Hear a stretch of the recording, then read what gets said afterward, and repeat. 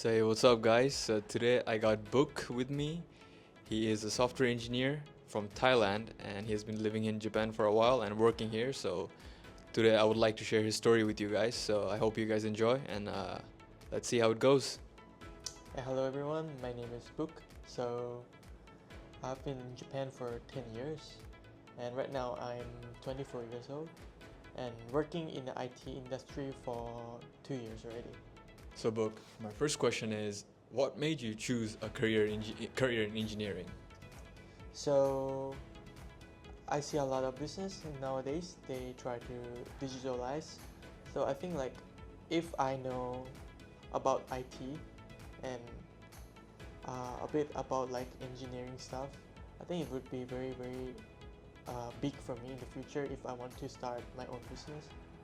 Do you enjoy programming though? I hear programming is a hard skill. Actually, at first I didn't enjoy at all because it's like some language that you don't know and you never interfere with. So after some time, I start maybe like it takes around 2-3 years for me to get used to it, and right now it seems okay for me. Yeah, because initially when even when I started programming too, it seemed like an alien language to me Yeah, true. because you're using the same words in English, but you're writing completely something different. It's not like writing an essay or something. You're Yeah. using brackets, punctuation marks for specific purposes. So it's quite different than like other things to do. The next question is, what made you choose Japan to to be an engineer here? So the first thing would be like, since I graduate from IT field and I have no experience working before, so Japan has a culture that they accept a new grad. So I think like Japan would be like is a good country to start working as a new junior So developer. without any prior like strong experience. Yeah, they gotta choose people like from the mindset, Mhm. like more than skills you have. So you have a time to improve your skills after you join a company. Yeah, I think that's a very good point. I also noticed that in Japan, if you're looking for engineering career, you don't necessarily need to have a lot of experience like in the States. They might ask you to give a long resume of prior experience, but how can Yeah. I, like a just a graduate student, like just a student who graduated, how can he or she has like have so much experience? So Yeah, because like even though in my country Thailand, I see the application for applying for a job, they require like oh a lot of a lot of list. So I feel like since I have never been working before, so how could I have that much experience? that's very true. Yeah. So it's 2024 and everyone's talking about AI. Yes. There is literally all the big companies are discussing about AI. They're trying to evolve their models and they're trying to strengthen their AI tools and they're trying to promote it to the public to use it more often. So what are your perspectives as an engineer about AI? Okay, from my perspective, I think like if you keep AI as your like a toolkit for you to improve your productivity and like to make you do something, finish work faster, then I think it's really useful.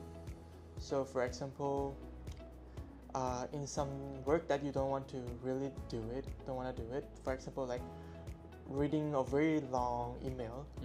So if the AI can analyze something for you and you could understand the whole story for like with reading for like 10 seconds, then it means like it helps you to understand the whole email very easily. It increases your productivity automatically. Yeah. So it means like you're doing something faster than ever. That's true. And currently also I feel AI is still at like infancy in a way. It's I think people are referring to AI, but actually it's not AI. I think it's usually called the proper term is ANI. I think artificial narrow intelligence, where it's just regurgitating whatever you're throwing at it in a clear format. So it's like very smart, very smart Google search in a way. So I think we will have to start worrying when there is AGI, that's everyone's talking about, artificial general intelligence.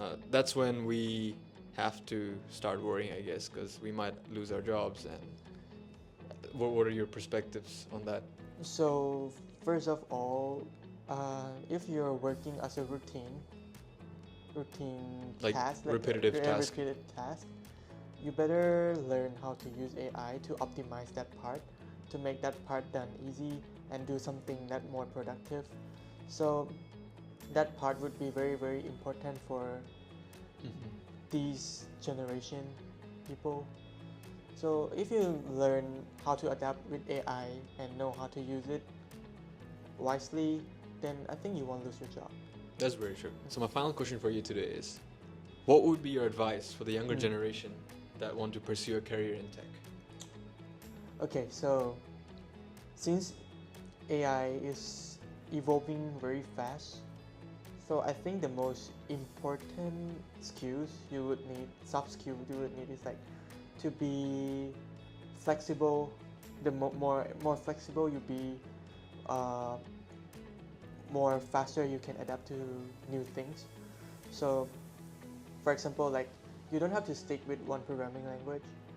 You try to be able to switch to any programming language, and as well as you have to learn what happened in the environment, what happened to our world currently.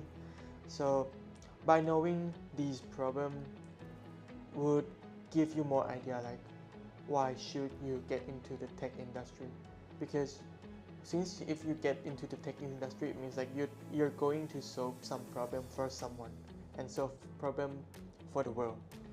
That's a very important point. It's right now, it's really like AI is evolving really quickly. So as a student, or as a student that's gonna graduate soon and you want to pursue a career in tech, I feel learning how to adapt is very important, Yeah, because the languages and the technologies, they will keep on like coming, yeah, keep changing, keep changing, new ones keep coming. Yeah, So it's imperative that you learn how to adapt really quickly. And companies are looking for people, or let's say candidates, that can adapt quickly, and they adapt quickly to their system, and they can deliver on time. yeah, and that product is it has to make a money, right? So they don't care about like you are very good at these stack of tech. They only care that you are flexible to get into their system and make the things get done fast. That's very true. So I guess your advice would be basically to learn how to adapt and kind of master the dynamic mindset where you can. Yeah, it's very important to have a dynamic mindset. That's very true. That's